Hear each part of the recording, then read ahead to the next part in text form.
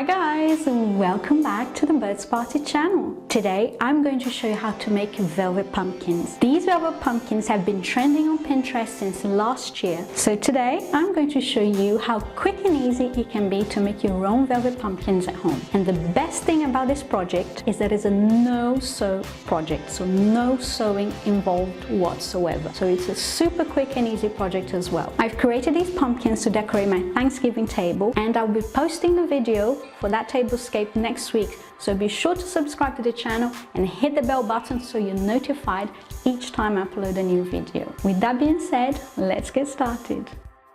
So the first thing that you're going to need are some paper mache pumpkins, and I chose my pumpkins because they were hollow. So I found them in my local craft store, and this one is like a little pumpkin pot, and it's hollow on the inside as you can see, and has a little lid, so I don't need to do anything to it. But if your pumpkin does not have a lid, like this one that I found that has a jack-o'-lantern face, we're simply going to take off the top and use the stems. But be sure that your pumpkins are hollow, whether you're using paper mache pumpkins, polystyrene pumpkins, or even plastic pumpkins that you may be recycling from your Halloween stash. And I'll leave the link down below to all the materials that I'm using in this project so that you can check them out. Next up, we're going to be using some acrylic paint, and I chose gold acrylic paint for the stems of the pumpkins, but you can use any color acrylic paint that you wish that will match your party.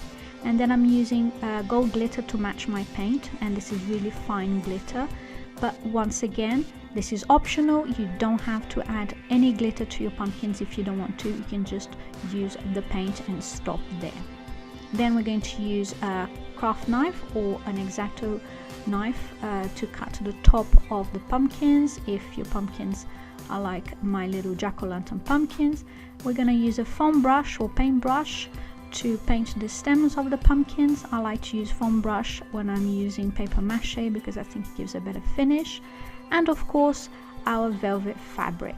These fabrics I chose in jewel tone colors like this mustard yellow, orange, and this beautiful royal blue. But of course, once again, you can choose whatever colors suit your party colors, your table colors, or your home decor.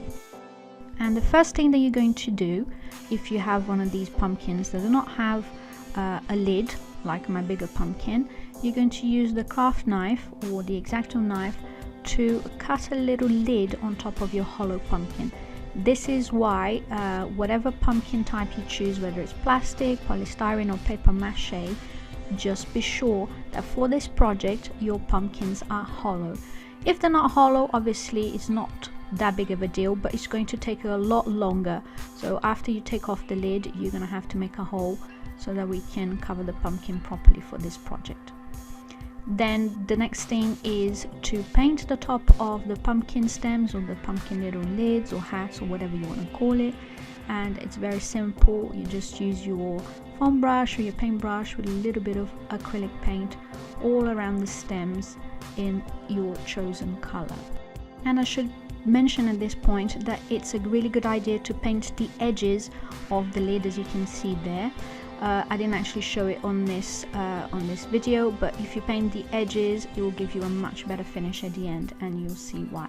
So whilst the paint is still wet, you're just going to add a little bit of glitter. Once again, this is optional. You don't have to add the glitter step at all. You can just paint the tops and leave it at that. Then once you add your paint and your glitter, you're going to leave the little tops or stems of the pumpkins to dry while you carry on with the rest of the project.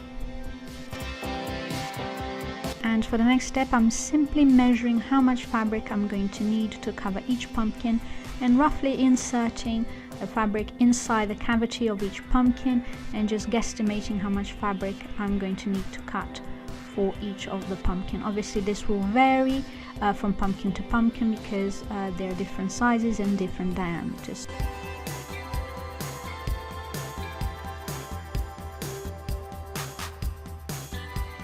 Then to cover each pumpkin, you're simply going to take the fabric that you cut, and then you're going to insert the excess into the cavity of the pumpkins. This is why it's important that your pumpkin is a hollow pumpkin.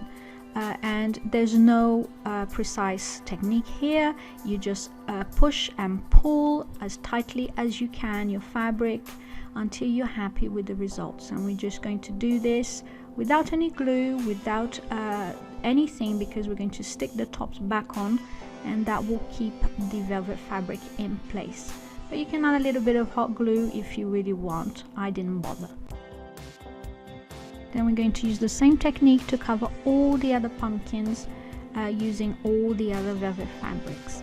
And this one is the smaller pumpkin that I found with a little jack-o'-lantern face, but as you can see, once it's covered with the velvet fabric, you can't see it at all, and it looks just like a little cute smaller pumpkin.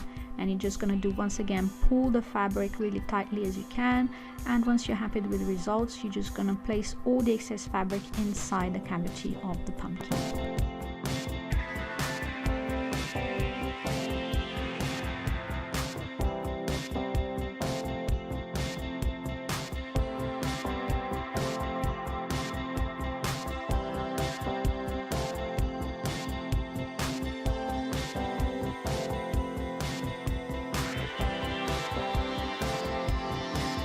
Then once the tops or the stems of our pumpkins are completely dry, and it should take about a couple of hours or so, we're just going to use a little bit of hot glue to place them on top of the pumpkins to finish them off. And this will also help to keep the velvet fabric in place.